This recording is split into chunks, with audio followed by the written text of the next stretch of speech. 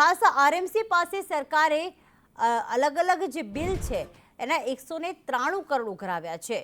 જૂનમાં સૌની યોજના હેઠળ સરકાર પાસે પાણીની માંગ કરવામાં આવી છે, જેમાં આજી ન્યારી ડેમમાં જૂનના અંત સુધીનો જ પાણીનો જથ્થો છે।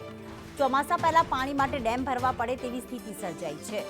ચાલુ વર્ષે સૌની યોજનામાંથી પાણી ઠાલવવામાં આવ્યું હતું, તો ગત ચોમાસામાં તમામ જળાશયો છલકાયા હતા, તેમ છતાં આ પરિસ્થિતિ ઊભી થઈ છે। શહેરનો વ્યાપ વધતા હવે પાણીની ડિમાન્ડમાં પણ વધારો થયો છે। મયુર અમારી સાથે જોડાઈ ગયા છે। મયુર, પાણીના બિલના 193 કરોડની ઉઘરાણી કરવામાં આવી છે।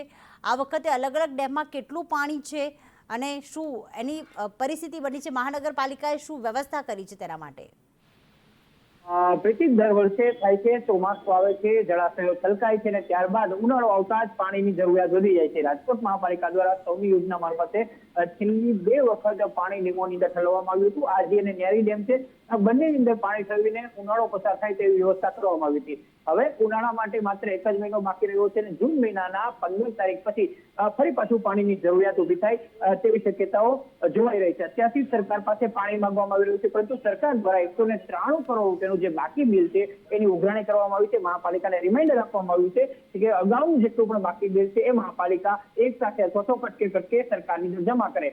બીજી તરફ મુશ્કેલી એ છે કે આજી અને ન્યારી ડેમ છે, બંનેની અંદર અત્યારે જથ્થો છે તે માત્ર તળિયાનો હોય તેવું અત્યારે લાગી રહ્યું છે। એટલે સરકાર અને મહાપાલિકા વચ્ચે જે પત્ર વ્યવહાર થયો છે તેના કારણે લોકોની મુશ્કેલી બધી તેવા સંજોગો અત્યારે જોવા મળી રહ્યા છે। બિલકુલ, આભાર મયુર તમામ વિગતો માટે।